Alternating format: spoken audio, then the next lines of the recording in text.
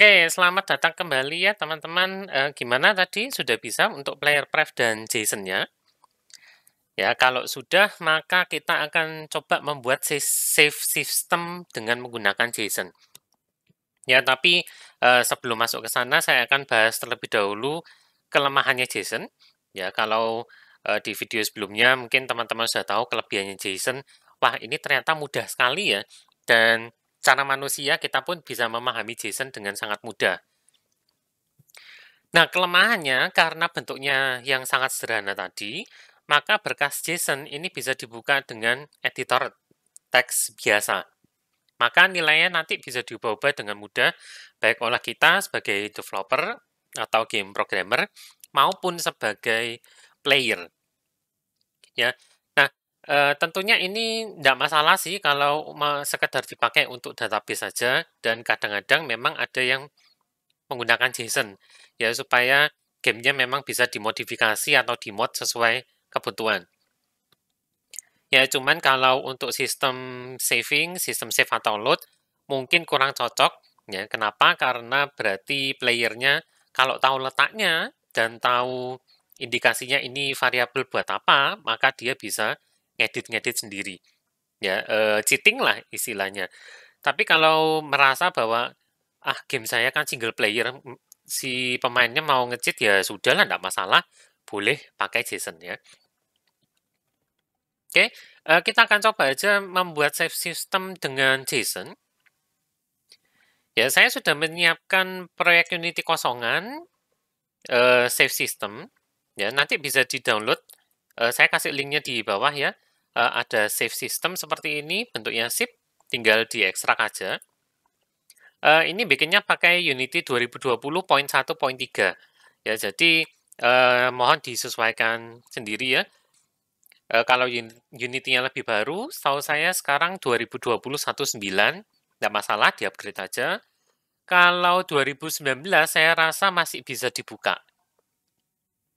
Oke. Nah, saya akan ekstrak dulu untuk save system ini.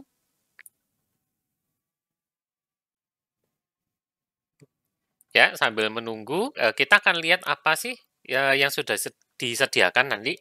Ya, hanya ada satu scene, ya, scene level. Scene ini akan mensimulasikan beberapa hal yang nantinya akan kita simpan, misalkan level, kemudian skor, dan posisi pemain. Ya, posisi pemain di sini disimulasikan dengan ini akan diacak setiap detik, ya. Kemudian level dan skor ya kita input manual aja. Ya, walaupun pada kenyataannya nanti level ini ya sesuai yang dimainkan oleh pemain. Skor juga, posisi juga. Ya, tapi untuk mempermudah ini semua kita simulasikan, kita fokusnya hari ini hanya pada save dan load-nya aja. Ya, tombol save nanti digunakan untuk menyimpan data saat ini, kemudian kalau load akan digunakan untuk memuat data yang sudah di save tadinya.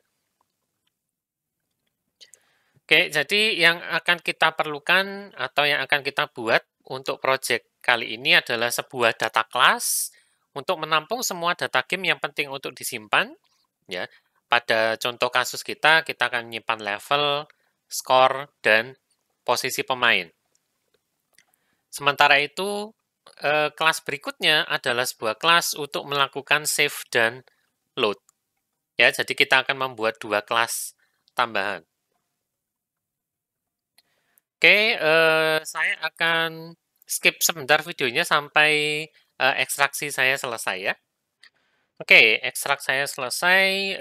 Sekarang saya akan tambahkan project saya. Ya, ini saya rename dulu jadi sistem save system JSON karena nanti ada versi kedua. Ya, lalu saya add terlebih dahulu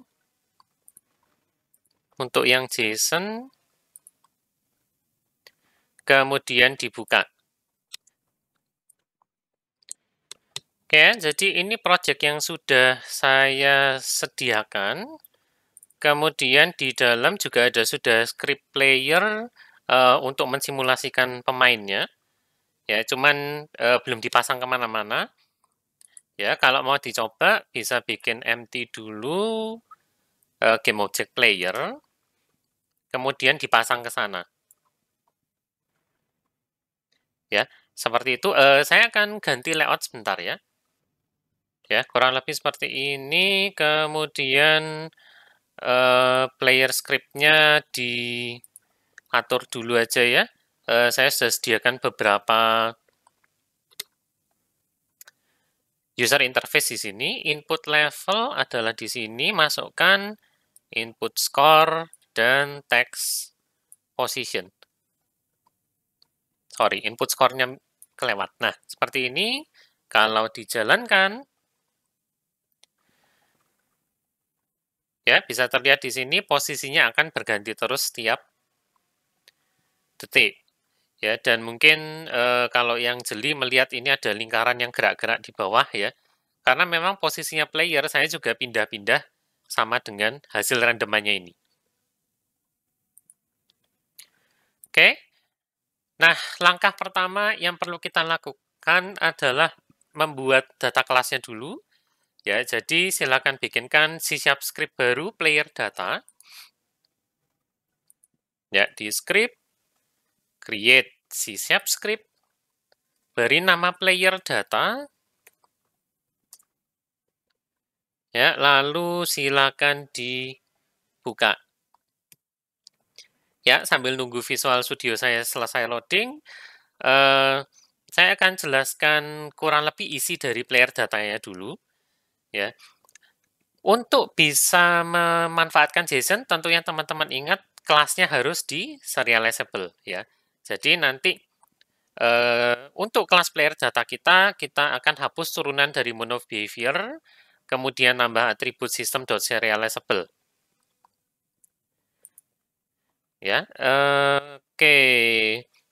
Ya, Visual Studio saya kayaknya sudah siap, jadi saya akan lakukan itu.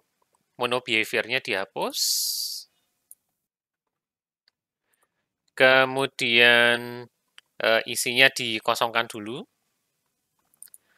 Ya, dan di atas saya akan tambahkan system.serializable. Nah, langkah berikutnya kita akan tambahkan 3 field berikut ya, level, integer, score juga integer, kalau mau diganti float ya boleh, ya position vektor 3. Public integer level, public integer score, dan public vektor 3 position. Ya, berikutnya tambahkan konstruktor seperti ini ya. Ini konstruktor standar. Jadi tambahkan aja dengan parameter ya langsung integer level, integer score. Oh sorry ya, kita tidak perlu bikinkan yang konstruktor yang masing-masing ini ya. Oke, buatkan konstruktor yang langsung mengambil data playernya. Ya, jadi kita akan kirimkan playernya langsung di sini, lalu di-assign masing-masing level, itu berarti ngambil player level. Score juga ngambil dari player score. Position ngambil dari player transform position. Ya, kalau saya tunjukkan kelas playernya sebentar, ya sudah ada public integer level dan public integer score. Ya, jadi saya akan buat konstruktor yang langsung ngambil playernya. Lalu di sini level sama dengan player.level. Score sama dengan player.score. Dan position sama dengan player.transform.position.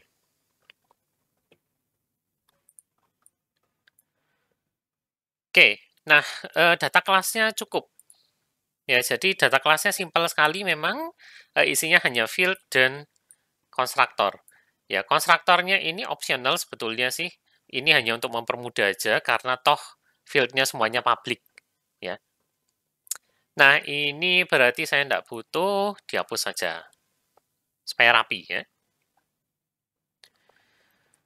Nah, setelah itu kita langsung buatkan kelas Save Manager. Ya, kelas ini bertanggung jawab untuk melakukan penyimpanan dan pemuatan data ya, save dan load. Datanya akan disimpan dalam bentuk berkas JSON atau berkas biner, terserah. Ya, jadi mau .json, mau .sav, .save, .game, .myname, apapun, bebas.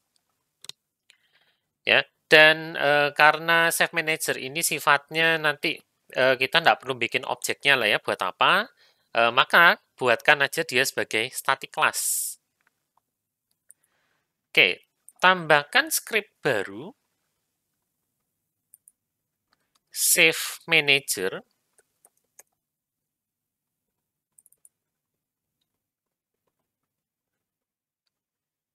Ya, sekali lagi buang turunan mono behavior, isinya dihapus, dan buatlah dia sebagai static class. Nah, berikutnya ini optional ya. Saya biasanya memang memisahkan data ini data buat apa sih? Untuk pass ke save filenya sendiri. Ya, jadi tambahkan sebuah private static field, private static string file path atau file name, ya apapun ya. Nilainya adalah application.persistent data path plus ini nama dari save filenya. Ya, yang ini bebas. Nah, application.persistent data path ini adalah path ke tempatnya Unity bisa menyimpan data secara permanen, ya. Makanya namanya persistent data. Lokasinya itu tergantung dari OS, ya nanti saya tunjukkan untuk di Windows itu di mana ya. Oke, tambahkan ini dulu ya, kalau gitu. Private static string, string file path sama dengan application.persistent data path ditambah slash bebas ya ini. Saya kasih nama player.save sama aja deh dengan yang di slide ya. Nah, application.persistent data path itu lokasinya ya sekali lagi tergantung sistem operasi tempat game dimainkan nantinya. Untuk Windows itu lokasinya di C, users, nama usernya, app data, local low, kemudian diikuti dengan company name dan product name. Nah, company name dan product name ini boleh diatur dulu nanti di edit project settings. Kemudian di bagian player itu ada company name dan product name. Ya, jadi kalau by default sekarang company name-nya adalah default company dan product name-nya di save system ya. Maka nanti di Windows saya itu di C users, username, app data, local low, default company, save system. Ya, nanti saya akan bukakan folder ini deh untuk melihat save filenya seperti apa ya. Nah, untuk menyimpan, kita akan buatkan sebuah save file baru nantinya. Ya, ini akan menimpa save file yang lama, tidak apa-apa, biarkan aja. Kemudian buatkan objek dari data yang mau disimpan, lalu ubah ke JSON, terakhir tulis ke save filenya. Ya, ini akan kita lakukan di dalam sebuah method, static juga, void, save, dalam kurungnya kita kasih playernya langsung aja. Player seperti ini. Ya, kemudian kita buat file save yang barunya dengan menggunakan bantuan stream writer. Ya, using stream writer, saya kasih nama writer aja. Writer sama dengan new stream writer di file path.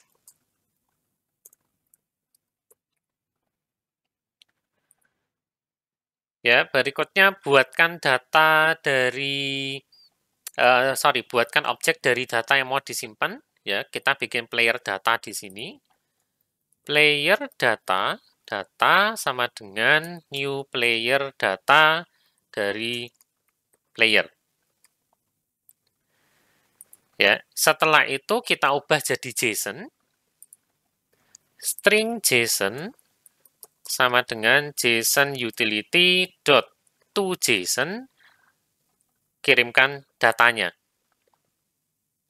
Ya, jadi data kita sekarang dalam bentuk JSON, terakhir tulislah ke filenya writer.write dalam kurung JSON.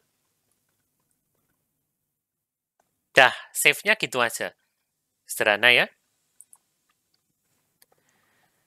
Nah, berikutnya untuk load, ya kita akan cek dulu filenya ada atau tidak pakai file.exist. Kalau ada, kita baca isinya dari awal sampai akhir ya dengan read to end. Lalu kita ubah dari JSON jadi objek ya pakai JSON utility .from JSON, jenisnya adalah player data, disimpan ke variabel data ya, lalu kita return. Kalau filenya tidak ada ya sudah ya sementara pakai debug log error ya. Oke, tambahkan public static player data load. Kita cek dulu if file.exist file path. Ya, kalau ada ngapain? Ya, kalau ada ngapain? Kalau tidak ada ngapain? Ya, kita bikin else-nya dulu. Else debug.log error. Save file tidak ada. Lalu return null. Ya, tapi kalau exist, maka kita buka filenya dengan stream reader sekarang. New stream reader file path. Ya, berikutnya kita simpan hasil baca dari stream reader-nya ini ke variabel JSON. Ya, read to end langsung. Kalau sudah simpan datanya, ya kita akan ubah dari JSON menjadi menjadi objek, ya siap objek. Maka siapkan sebuah variabel player data dulu. Lalu panggil JSON utility.from JSON dengan jenisnya adalah player data. Ya, stringnya apa? Ya JSON-nya sendiri. Kalau sudah, tinggal di-return datanya. Ya, jadi load-nya seperti ini aja. Kenapa datanya di-return? Ya, karena nanti yang bertugas untuk melakukan save dan load ya, itu kita lakukan di button ini. Ya, di button save dan di button load. Ya. Nah, kalau kita ngeload datanya, nanti kita harus ya, kita harus mengembalikan data dari save file yang sudah dibaca, kemudian ini harus diserahkan ke player. Ya. Makanya di sini kita return-kan. Ya. Dan alasan lainnya adalah karena kelas ini statik. Ya. Kelas save manager ini harusnya tidak terikat pada script yang lain. Ya, jadi jangan dimasukkan, jangan ngeset playernya di sini. Ya. Oke, save dan load-nya sudah selesai. Sekarang kita akan tambahkan listener untuk tombol save dan tombol load-nya. Ya, tambahkan sebuah event listener. Saya akan lakukan ini di player untuk mempermudah. Ya, tapi kalau diinginkan boleh pakai UI helper. Ya. Ya, di player saya akan tambahkan sebuah listener public void save game. Pertama-tama saya dapatkan dulu level dan skornya. Level sama dengan integer parse dari input level. Skornya juga input score .text. Ya, untuk posisi tidak perlu karena sudah ada di transform.position. Kemudian kita tinggal panggil save manager dot save dalam kurungnya this. Ya, dirinya sendiri akan dilemparkan ke method save dari save manager. Setelah itu untuk load, ya kita bikin listenernya juga, sama panggil save manager.load, lalu simpan di sebuah player data, lalu kita proses lebih lanjut. Ya. Level sama dengan data.level, score data.score, transform.position, ubahlah jadi data.position, lalu tampilkan ke user interface-nya. Ya. Oke, kita buat public void load game. Pertama-tama yang kita lakukan adalah ambil datanya dulu, ya disimpan. Player data sama dengan save manager.load. Lalu kita masukkan ke player ya. Level sama dengan data.level, score sama dengan data.score. Posisinya transform.position dapat dari data.position. Ya, lalu ditampilkan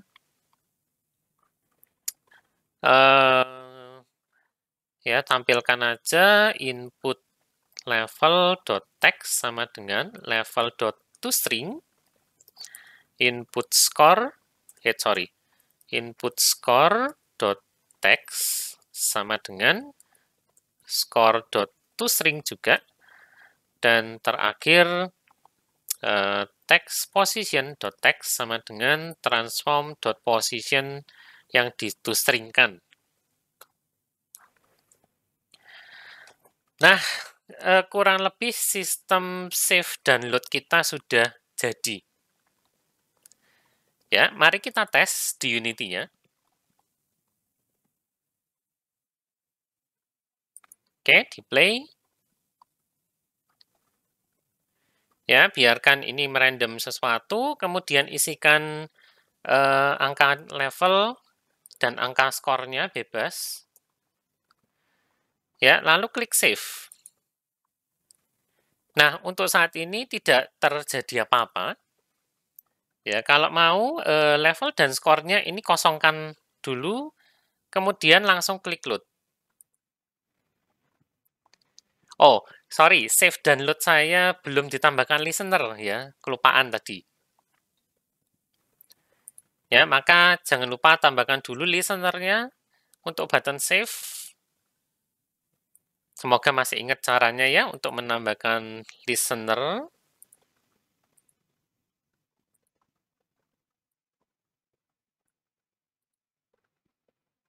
Yang ini adalah load game. Oke, listenernya sudah, maka saya bisa jalankan sekarang. Sama ya, level, masukkan level tertentu, skornya masukkan skor tertentu, kemudian di save. Ini akan saya hapus, lalu silakan di load. Ya, kalau benar, angka level akan terisi 5, sesuai dengan yang saya inputkan tadi. Skor juga terisi 57300. Nah, untuk position, cara ngeceknya gini aja. Ya, di load terus, ya silakan diklik load beberapa kali, angkanya pasti sama. Nah, itu adalah sebuah sistem save yang paling sederhana ya, dengan menggunakan JSON. Ya, test load-nya juga sudah jadi. Nah, masalahnya adalah kalau pemain itu tahu lokasi save file-nya, dia bisa buka di editor teks biasa. Ya, misalkan saya punya Visual Studio Code di sini. Kemudian saya akan buka filenya. Kebetulan sekali sudah terbuka di sini ya. Kalau teman-teman belum, ya silakan dicari di path yang sudah diberikan tadi ya di application.data persistent data path, di C users, nama user masing-masing, app data, local low, kemudian kalau nggak diganti apa-apa, berarti ini default company, lalu save system. Di dalamnya itu pasti ada player.save. Nah, bisa terlihat di sini ya, ada level 5, skornya 57300, positionnya adalah X-nya sekian, Y-nya sekian, Z-nya sekian. Nah, kalau misalkan playernya tahu posisi save-save-annya, kemudian dia edit, misalkan saya tambahin angka 9 di depan, ya, lalu di-load di Unity, maka ya sudah, skornya bertambah sendiri. Ya, jadi ini salah satu kelemahan save system kalau menggunakan JSON. Sekalipun filenya itu adalah file binder. Ya, saya akan coba open filenya aja deh sebentar. Bisa enggak ya dibuka dari sini?